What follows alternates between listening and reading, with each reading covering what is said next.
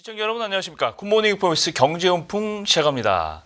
서울시가 강남 송파구 국제교류 복합지구 일대 아파트에 적용했던 토지 거래 허가 제한을 해제했습니다. 이로써 해당 지역에서 일부 재건축 단지를 제외한 290여 곳 거래가 자유로워집니다. 오늘 공고 후에 조정안의 효력이 발휘된다고 하는데요. 광순회 복덕방 이광수 대표님 모시고 한번 알아보겠습니다. 어서 오십시오. 안녕하세요. 예, 토지 거래 허가제 본론으로 가기 전에 네. 말을 많이 들었는데 네. 시행 배경이나 어떻게 적용되고 이제까지 어떻게 흘러왔는지 좀 정리 좀 해주세요. 일단 토지거래 허가제의 시행 배경을 보면 역사는 굉장히 오래됐습니다. 1970년대. 그러니까 토지에만 이제 허가제를 말 그대로 적용한 토지요. 건데요. 왜냐하면 투기를 너무 많이 하니까 막 투자 목적으로 사고 팔고 특히 이제 수도권에 그러니까 대지를 중심으로 해서 그렇죠. 막 이렇게 토지를 사고 파니까 이제 토지를 사고 팔 때 허가를 받아라. 근데 그 기반에는 뭐가 있었냐면 사실 토지는 공급이 제한도 있지 않습니까? 그렇죠. 그리고 일부 이제 공공재 성격도 있단 말이죠. 네. 그런 측면에서는 정부가 참여해서 민간이 거래할 때도 허가를 받도록 하겠다. 사실 그러니까 말뜻 속에는 뭐냐면 과도한 부동산 가격 상승을 좀 억제하고 이렇게 예를 들어서 건전한 부동산 시장을 형성하겠다 이런 목적이 있었는데요. 이게 점점 이제 시간이 지나가면서 주택에도 적용되기 시작해요. 그래서 이제는 일부 지역에 그렇게 막 투기나든지 투자가 많은 지역에 주택을 거래할 때도 이 제도가 도입되면 이제 허가를 받도록 하는 예를 들어서 시장이라든지 아니면 구청장 이렇게 지자체의 승인을 받도록 하는 제도입니다. 그래서 이 제도가 현재 이제 서울의 강남권을 중심해서 도입되어 있는 상황인데요. 그렇게 되면 어떤 효력이 발행되냐면 예를 들어서 아파트를 잠실 지역에 살 때는 세 가지 서류를 이제 제출해야 됩니다. 그러니까 구청에 첫 번째는 허가 신청서, 이제 거래할 때니까 허가해 주세요. 네. 그리고 두 번째는 뭐냐면 토지 이용 계획서라고 그래서 저 이걸 어떻게 이용할 겁니다. 그러면 이용은 크게 두 가지가 있겠죠. 하나는 뭐냐면 제가 사용할 겁니다. 그렇죠. 또 하나는 저는 이거 돈 벌려고 사는 겁니다. 근데 이제 그렇죠. 돈 벌려고 사는 경우에는 허가를 안 해준다는 거죠. 그리고 세 번째는 뭐냐면 자금 조달 계획서를 조금 제출해야 돼요. 그 이유는 뭐냐면 과도하게 대출을 많이 일으키거나 이러면 허가를 안 해줄 수도 있다는 겁니다. 그렇죠. 그래서 민간이 거래할 때도 아파트를 거래할 때도 일종의 허가를 해주겠다 이렇게 생각하시면 좋으실 것 같습니다. 그렇군요. 네. 사실 부동산 시장 안정화되려면 거래가 많이 이루어져야 되고 하지만 이 토지 거래 허가제는 방금 말씀하신 것처럼 조건이 까다롭다고 봐야 되잖아요. 그렇습니다. 그냥 보통의 거래보다는 그렇습니다. 실거주 방금 말씀하셨고 또 기존 주택 처분하고 알아 이거를 살려면 그렇죠. 조건이죠. 이런 진입장벽이 높아요. 그럼 이제 거래가 위축된단 말이죠. 네. 사실 그게 목적이긴 하죠. 물론 네. 과열되는 거 시키려니까. 네네. 순기능도 있을 거예요 분명히. 역기능도 방금 말씀에 있고 어떤 기능들이 좀 작용할까요?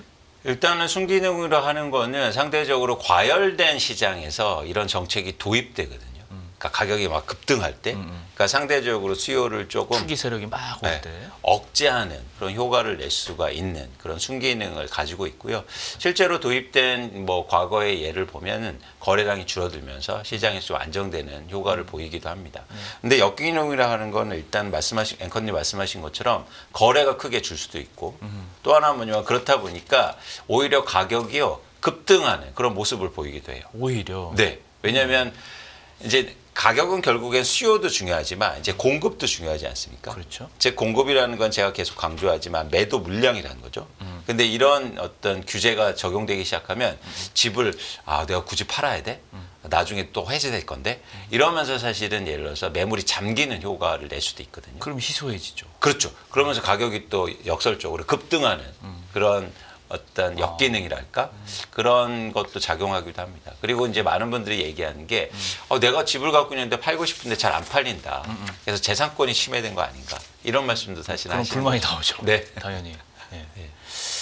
자, 그러면 일단 가격 측면에서는 이 토지 거래 허가제가 미치는 영향을 정리를 해주셨는데, 근데 분명히 단기간에는 과열이 진정되는 효과가 있잖아요. 그것 때문에 하는 거고. 그렇습니다. 성공적으로 이제까지 그렇게 돼왔는지를 좀 볼 필요가 있는 것 같은데 어떻게 보세요? 그러니까 이게 조금 어려운 측면이 있어요. 그러니까 이런 제도가 도입되는 건 뭐냐면 주택 가격이 상승할 때 도입되거든요. 그렇죠. 누르려고. 그렇죠. 근데 상승하는 요인은 여러 가지 요인이 있지 않습니까? 유동성이 확대되거나 금리가 낮아지거나 정책의 부작용이거나 공급이 감소하거나 이런 여러 가지의 작용이 있어서가 집값이 오르는 건데 수요를 줄인다고 해서 이 모든 요인이 사실은 제약되거나 억제되지 않거든요. 그렇죠.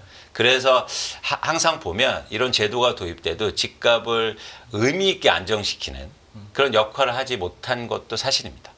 그래서 이제 많은 분들이 얘기하는 게 이거 제도 도입돼도 뭐라 할까 집값도 안 빠지고 쉽게 말해서 무슨 소용이 있냐 이렇게 말씀하시는 측면이 있는데요. 그렇겠죠. 그건 좀 불가피한 측면이 있다. 그렇죠. 예. 일단 뭐 토지거래 허가 구역이 이 핵심적이란 말이에요. 사실은 서울에서도 맞습니다. 해제가 되면 시장 전체적으로 어떤 영향은 분명히 있을 거예요. 특히 뭐 단기적으로 해제되면 그동안 뭐 실거주 의무 조건 단적으로 사라지면 갭 투자 들어올 거 아니에요. 네. 그러면 전세가율이 높은 아파트 특히 이건 뭐 레버리지 투자 수요 당연히 들어오겠죠. 네. 어떻게 보십니까?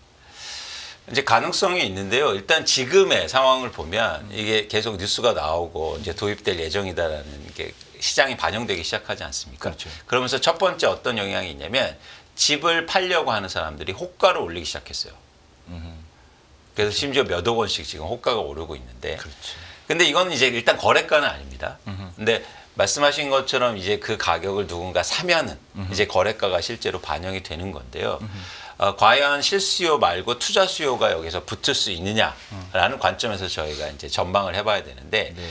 투자 수요의 특성을 먼저 살펴볼 필요가 있어요. 네. 투자 수요는 전세를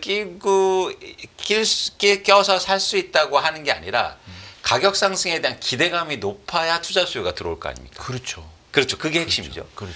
그런 차원에서 지금 시장의 상황이 가격이 많이 오를 것 같아서 나 빨리 사야겠다. 이런 기대감이 크지 않다는 거죠. 그래서 단순하게 이런 규제가 그러니까 없어진다 그래서 갑자기 투자 수요가 몰릴 가능성은 전 적다고 보고 있고요. 두 번째는 더 큰 제약이 하나 있습니다. 네. 뭐냐면 갭 투자를 하려면 갭 투자를 하는 대다수가 사실 다주택자가 많거든요. 그렇죠. 근데 대부분 지역이 지금 투기 과열 지역이기 때문에 결국엔 다주택자가 한 채를 더 사야 되잖아요. 그렇죠. 전세를 끼고 쉽게 그렇죠. 말하면. 근데 취득세를 거의 8% 내야 돼요. 이 진입장벽이 있단 말이죠. 그렇군요. 그래서 수요가 이 제도만 풀린다, 이 제약만 풀린다고 해서 갑자기 막 몰려들어서 투자자들이 폭증적으로 증가하고 그게 또 집값 상승의 급등을 일으킬 가능성은 전 적어 보인다. 근데 단기적으로는 호가가 오르는 그런 현상은 보여주고 있다. 이렇게 이해하시면 좋으실 것 같습니다. 그렇게 되면 뭐 토지거래 허가제 이걸 푸는 게 그래도 뭐 부작용은 좀 덜한 수 있다는 상상이 좀 되는데 그렇습니다. 다행인데 네. 지금 통계 자료를 제가 갖고 온 걸 보니까 이 서울 시내만 해도 토지거래 제한구역으로 묶인 데가 총 면적이 65 평방 킬로미터예요. 네. 굉장히 큰 면적인데 네. 이번에 대치 삼성 청담 쪽은 풀렸고 네. 압구정 여의도 목동 성동구 성수동이죠. 네. 여기는 아직 묶여 있는 거고 신속통합기획하고 공공재개발 후보지가 한 7.7km 평방 킬로미터 정도 되는데 네. 이 구역들의 특징이 좀 있을 것 같은데 왜 묶었을까요? 일단 세 가지 정도 특징이 있는데요. 뭐 앵커님 말씀하신 것처럼 포함해서 이제 주요 재개발 재건축 지역, 그러니까 재건축 재개발을 하려면 용적률이라든지 이런 인센티브가 들어가지 않습니까? 그렇죠. 그런 지역이 이제 포함되는 거고요. 두 번째는 뭐냐면 신속통합 지역이라고 그래서 재건축 재개발을 빨리 하게 서울시에서 이제 일종의 혜택을 주는 그런 지역도 그러니까 아직 이제 적용이 되고요. 그다음에 투기과열지구 같이 포함되는 지역인데 어떤 공통점이 있냐면 일단 재건축 재개발이 임박했기 때문에 이제 규제가 필요하다는 건데 저는 이게 필요하다고 생각해요.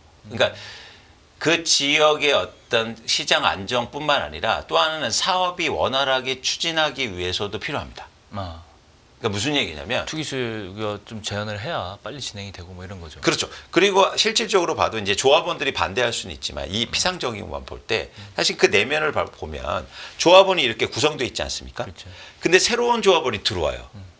그러면 또 사업이 약간 문제가 생길 수 있잖아요. 또 또 동의를 받아야 되고 맞습니다. 여러 가지로. 그런 측면에서는 사실 사업의 완결이라든지 오히려 빠른 진행을 위해서도 이렇게 일시적으로 어떤 규제가 완화되거나 없어져서 새로운 수요가 들어오고 새로운 소유자가 들어와서 일종의 사업의 구도 자체를 바꿀 수 있는 가능성이 우선 있어 보인다.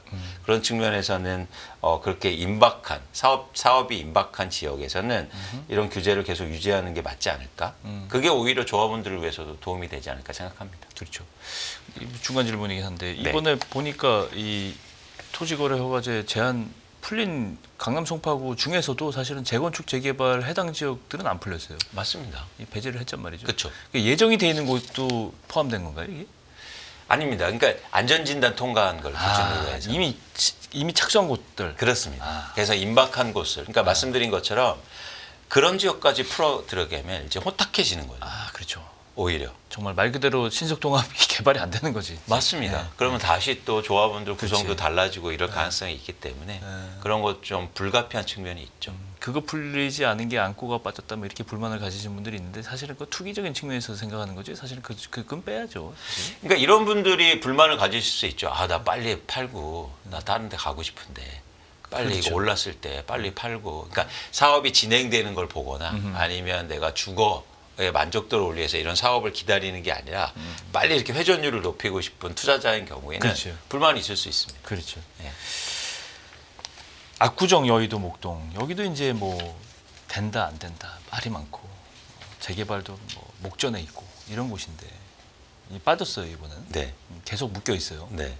이분들은 또 이 지역에 사시는 분들은 또 이제 불만이 좀 있을 것 같은데 빨리 풀릴까요? 뭐 언제 풀릴까요? 이거 뭐 질문 많이 하실 것 같아요. 맞습니다. 근데 이제 서울시에서 이번에 이제는 이 토지거래 허가구역 해제하면서 어떤 단서 조항을 걸었냐면 시장이 다시 불안하면 다시 지정하겠다. 이런 얘기를 합니다. 그래서 앞으로의 시장 변화를 좀 봐야겠지만 그 조건식이 들어가 있는 것 같아요. 예를 들어서 이거 다른 지역을 허가했더니 예를 들어서 투자나 막 투기 수요가 몰려서 시장이 불안하게 되면 예를 들어서 압구정과 여의도, 목동 그리고 성수도 일부 지역은 계속 묶여 있을 가능성이 있는 거죠. 그렇죠. 그런데 이럼에도 불구하고 다른 지역이 이제 좀 안정되고 오히려 부동산 시장 가격이라든가 이런 것들이 크게 상승하지 않는다면 자연스럽게 이 압구정과 여의도, 목동 지역도 토지거래 허가구역이 해제될 가능성이 있다고 좀 보고 있습니다. 일종의 조건식인 거죠. 그렇죠. 토지에 묶을 때 기간이 정해져 있나요? 딱 뭐. 일반적으로 정해져 있습니다. 뭐 5년이라든가 10년 주로 정해. 5년 같은데. 맞습니다. 네. 그런데 이렇게 1년 단위로 좀 재검토도 하고. 맞습니다. 네. 그래서 사실 유연하게 대처할 수 있는 거죠. 그렇죠. 네. 언제 풀릴지 모르지만 사실은 이번에 풀리는 규제 해제 구역이 어떤 현상들을 좀 보면 답이 좀 있을 것 같다.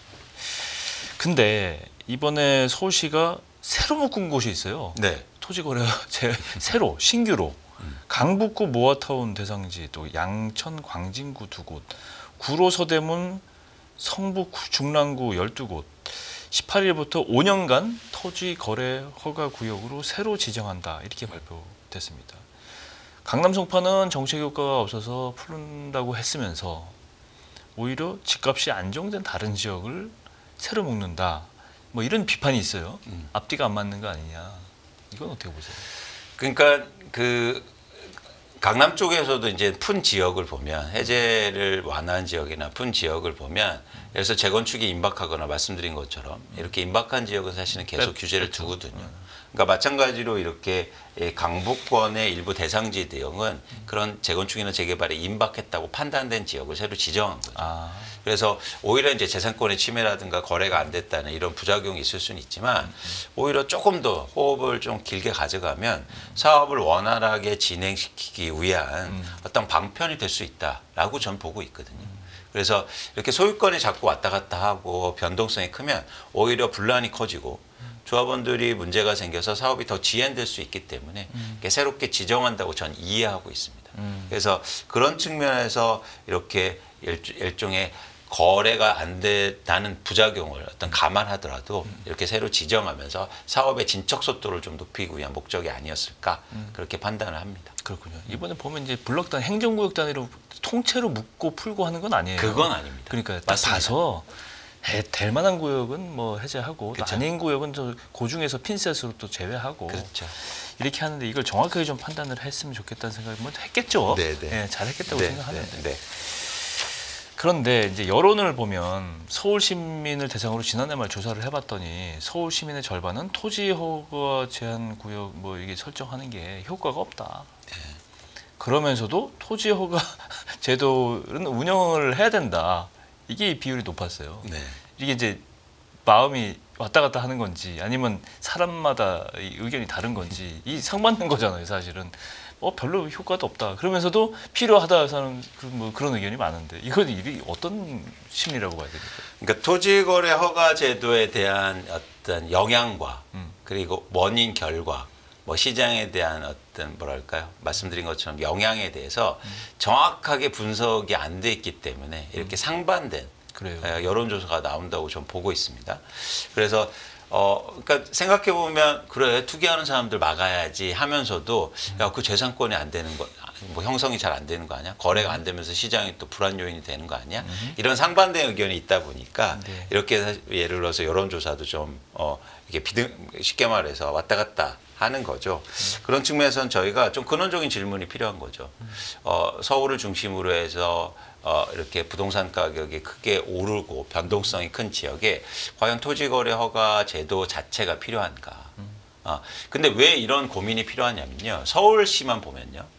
서울의 전체 아파트 중에서 무려 52%가 네. 투자로 보유하고 있습니다. 그렇게 많습니까? 맞습니다. 그러니까 내 집에 실제로 소유했는데 거주하는 비율이 48%밖에 되지 않아요. 나머지는 투자를 위해서 덤으로 사놨다. 그렇죠. 그러니까 돈을 벌려고 쉽게 돈을 말하면. 벌려고. 투자했는데 돈 안 벌려고 산 사람 없지 않습니까? 그러니까요. 그러니까 돈을 벌려고 이렇게 사는 비중이 높기 때문에 과연 이걸 부작용이 크거든요. 그러다 보니까 어떤 현상이 나냐면 집값이 오를 때도 크게 오르고요. 집값이 빠질 때도 크게 빠질 수 있어요. 왜냐하면 내 집에 거주하지 않기 때문에 시장이 막 위축되고 경기가 안 좋다 보면 매물이 확 증가하거든요. 그러네요. 그래서 이 상황을 어떻게 예를 들어서 개선시킬 거냐, 좀 더 긍정적인 방향으로 변화시킬 거냐 그런 고민이 필요한 거죠. 네. 그런데 토지허가 제도라는 건 뭐냐면 사는 사람만 규제한다는 거예요. 그렇네요. 그렇죠. 네. 파는 그러니까 사람에 대한 규제는 없네요. 그렇죠. 그러니까 시장에 대한 시장의 형성은 수요와 공급이 만나서 결정되는 겁니다. 그렇죠. 그리고 또 한 가지 문제를 지적하고 싶은 건 뭐냐면 사실 한국의 부동산 시장이 굉장히 고도화된 시장입니다. 네. 그러니까 사는 사람도 그렇고 파는 사람도 그렇고요. 이제 훈련도 잘 돼 있고 경험이 있단 말이죠. 그렇죠. 그런 측면에서는 규제 일변도의 그런 정책을 통해서 시장을 올바른 방향으로 이끌 수가 없다는 거예요. 전 규제보다도 인센티브가 필요하다. 그러니까 예를 들어서 투기 목적으로 채찍보단 당근이 필요해요. 그렇죠. 투자나 투기 목적으로 사지 마가 아니라 예를 들어서 실제로 거주하는 분들에 대해서 인센티브를 올린다면 그러면 자연스럽게 그러네요. 내가 1주택자인데 자, 갭 투자로 저기 하나 사놓는 것보다 그럼 내가 실제로 집을 거주하는 쪽으로 더 고민하게 되고 그러네요. 그럼 자연스럽게 서울의 아파트가 자가 점유율 내 집에 사는 비율이 올라갈 거 아닙니까? 그렇죠. 이러면서 장기적으로 시장의 안정화가 저는 꽤 추가해질 거라고 보고 있는 거죠. 그렇군요. 그래서 이렇게 채찍보다도 당근책을 앞으로 장기적으로 보면 쓸 필요가 있다. 그러네요. 그래서 왜 앵커님 그 나그네 옷 벗기는 얘기 하지 않습니까? 햇빛과 바람에. 그렇죠. 바람을 막 불면 일시적으로 그럴 수는 있어도 옷을 여미지 않습니까? 그러니까 저는 한국의 부동산 정책이 대부분 바람 정책이었어요. 그러니까 막 안 돼? 그럼 막 세금 때리고 때린다는 표현이 맞나요? 네. 그리고 막 규제를 하고 이랬는데 좀 더 장기적으로 시장 안정을 통해서는 쉽게 말해서 햇볕 정책을 통해서 가고자 하는 방향의 인센티브를 늘려갔으면 좋겠다라는 말씀. 그래서 중요한 건 뭐냐면 실거주하는 분들의 인센티브를 훨씬 더 올려준다면 그러면 의미 있게 시장이 좋은 방향으로 가지 않을까라는 생각을 갖고 있습니다. 그렇죠.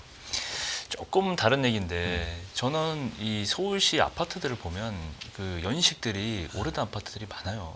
그러면 이제 주거 복지 측면에서는 진짜 실거주하는 분들을 기준으로 했을 때 이 아파트를 깨끗하게 해서 자기가 뭐 자산 가치도 물론 높아지겠지만은 새 아파트 좀 살고 싶은데 재건축 허가가 안 나오고 이래저래 묶이고 뭐 규제 뭐 해서 난 좀 빨리 근데 이제 그 이면에는 이제 투기를 차단하기 위해서 하는데 이분들은 이제 저는 피해를 본다 이렇게 실거주하는 사람들은 피해를 본다. 네. 전혀 뭐 이걸로 돈 벌 생각 없는 분들은 상당수가 있지 않을까. 그렇죠, 맞습니다. 이걸로 해서 빨리 진행을 했는데 여기 이 중간에서 이제 고민이 심한 건데 맞습니다. 무슨 얘기를 했냐면 이제 오세훈 시장이 올 연초에 시민들과 토론회 갔을 때 뭐라 그랬냐면 재건축 재개발 그래 좋다 빨리 하려면 기부 채납을 이제 그 걸림돌이 많이 됐었는데 이거 기부 채납하는 걸 좀 완화시켜 주겠다. 그걸 추진하겠다. 이렇게 하는데 이렇게 되면 이제 이게 빨리 되면 이제 주택 공급도 늘어나고 이분들 좀 불만도 해소될 것 같은데 기부 채납 완화하는 거 과연 이게 주택 공급 속도 이게 재개발 속도 빨리 할 수 있고 공급 늘릴 수 있을까요? 그러니까 여러 가지 그러니까 저희가 논의가 필요한 건데 일단 이 단적으로만 보면 그러니까 예를 들어서 기부 채납이라든지 기부 채납이 줄어들면 예를 들어서 분담금이 줄어들게 되면 사업의 속도가 빨라질 수 있잖아요. 그런데 서울에 지금 노후화된 아파트들의 비중이 굉장히 높지 않습니까? 네. 이게 재건축돼야 되는데 과연 속도를 높인다는 게 모두 다 같이 하면 속도가 높아질까? 전 그렇지 않다고 봐요. 그러니까 우리가 자원의 한계라는 게 있잖아요. 그렇죠. 그 자원의 한계 중에 예를 들면 이런 거죠. 모두 다 한다고 해서 되는 게 아니다. 왜냐하면 건설사들이 능력의 한계가 있어요. 그렇죠. 그렇죠? 우리나라 그래서 서울시에서 재건축하려면 10대 건설사 안에 들어와야 되거든요. 그렇죠. 근데 10대 건설사가 그렇게 재건축을 많이 할 수 있는 역량이 안 됩니다. 그러니까 대형 건설사 한 군데가 예를 들어서 뭐 5천 가구나 만 가구 요 안에 들어오거든요. 그럼 10대 가면 아무리 많이 해도 예를 들어서 한 7만 가구 이내밖에 못 해요. 그렇죠. 그러면 모두 다 할 수 있느냐는 거죠. 근데 지금 서울시라든가 정책 목적은 다 같이 하자는 거예요. 다 같이 하자고 그러면 오히려 늦어지는. 그래서 저는 오히려 더 빠르게 하는 건 뭐냐면 선별적으로 하는 게 맞다. 근데 지금 방향성은 모두 다 같이 한다는 거예요. 이런 이야기가 나오는 게 뭐냐면 이런 어떤 상황을 정치적으로 해석하기 때문입니다. 저는 시장에 맡겨놓고 경제적으로 해석하면 그러면 순서가 생기는 거죠. 그렇죠. 그러면 오히려 그럼 속도가 더 빨라질 수 있다고 보고 있거든요. 그런 측면에서는 이렇게 규제 완화 일변도로 가면 오히려 속도가 늦어질 수 있다. 또 하나 문제가 있어요. 이렇게 규제 일변화도 가면 사람들은 기대하게 됩니다. 그러면 야, 우리 조금 더 지나면 맞아요. 더 풀어주겠네. 맞아요. 그러면서 오히려 사업이 느려져요. 그래서 이건 진짜 뭐라 할까요? 이제 고도의 기술이 필요한 거죠. 그렇죠. 예, 그래서 되게 어려운 측면이 있는데 어쨌든 지금의 정책 방향은 규제 완화 일변도로 가다 보니까 오히려 사업 속도를 늦추게 하지 않는 게 아닌가, 늦추지는 거 아닌가 그런 저는 개인적인 판단은 하고 있습니다. 그렇군요. 또 다른 오늘 궁금한 게 되게 많아요. 이번에 이제 임대차 입법 이 존폐 네. 기로 지금 이게 문재인 정부 당시 이제 이 제도를 도입을 해서 임대차 보호법을 하려고 했는데 윤석열 정부 취임하면서 이걸 폐지를 추진해 온 거잖아요. 그럼 이제 일몰되면 끝나는 건데 네. 주택 국토연구원이 최근에 이제 용역 결과를 발표하게 됐는데 폐지가 아니라 이제 개편해 보자 이렇게 의견이 나왔는데 이거 간단히 좀 정리 좀 해주세요. 그러니까 저희가 이 임대차 입법이라고 해서 계약갱신 청구과 전월세 상한제 논의를 많이 하지 않습니까? 이게 결국에는 임차인들 보호를 위해서 도입했는데 그렇죠. 시장의 혼돈을 가중시키고 오히려 전세가나 월세 가격을 올리고 있다. 또 하나 뭐냐면 임대인들의 뭐 과도한 재산권 침해 아닌가 이런 이제 논란들이 있기 때문에 그런 부분에 대해서 일종의 개편 방향성, 그러니까 법 자체는 이제 못 바꾸니까 그런 일종의 시행령이나 이런 걸 통해서 이제 개편하겠다는 이제는 상황인데요. 저는 이게 도입된 게 2020년이거든요. 네. 그러니까 아직 이게 한 사이클이 이제 돌고 있어요. 그러니까 좀 더 시장의 변화를 보면서 이런 개편 방향이 나와야 된다. 경험치가 아직 적죠. 그렇습니다. 그러니까 저희가 이런 제도가 처음에 도입될 때도 시장의 상황을 보지 않고 무리하게 도입되다 보니까 시장의 혼란을 가중시켰다는 그 논란이 크지 않았습니까? 그래서 이 개편 방향도 시장의 충분한 검토와 그리고 그 사이클을 예를 들어서 우리가 경험한 다음에 도입해야 되고 개편돼야 된다는 생각이에요. 그러니까 이게 어떤 정치적인 상황을 떠나서 이건 경제적 상황이지 않습니까? 경제적 상황에서는 저희가 어떤 새로운 제도를 도입될 때는 이제 장점뿐만 아니라 단점에 대한 어떤 논의가 되게 필요한데 그 단점을 논의하려면 경험치가 필요합니다. 그렇죠. 그래서 시간이 좀 더 지난 다음에 했으면 좋겠다는 말씀을 드립니다. 그렇군요. 아, 질문할 게 몇 개 더 있는데 네. 지금 스튜디오에서 끝나려나. 예. 다음 주에 또 다시 또 듣겠습니다. 알겠습니다. 네. 광순의 복덕방 이광수 대표님 모시고 최근 부동산 이슈들 다 점검해 봤습니다. 오늘 고맙습니다. 고맙습니다.